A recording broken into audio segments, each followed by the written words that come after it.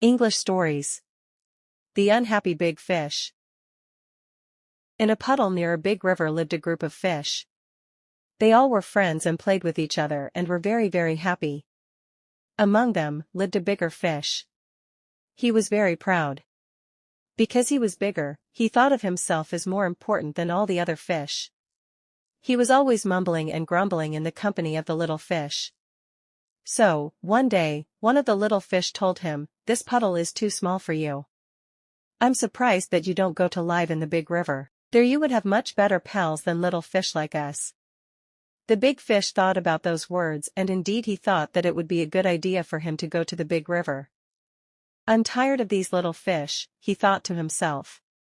"When the winter comes, I'll be able to leave this puddle and go and live in a big puddle where I can socialize with more distinguished fish like myself." Soon, the winter came and flooded the puddle. Now, the big fish could easily swim to the big river. Everything was so big there, even the fish. He was resting near an underwater cave when he felt a strong current, and 4 large fish passed by, pushing him aside.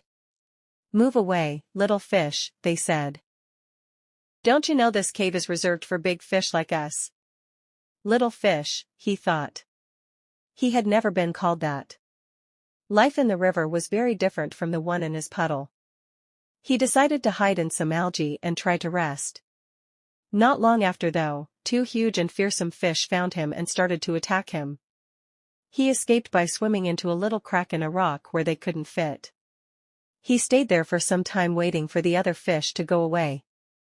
Was this the way life was in the river, he thought? Were these the advantages of living among the big fish?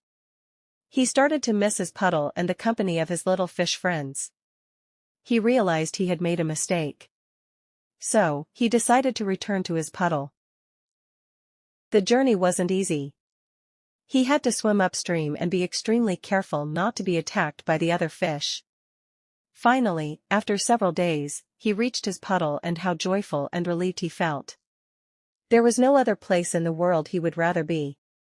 The journey had made the big fish a better fish. He became the best of friends to all the other little fish. He never grumbled again.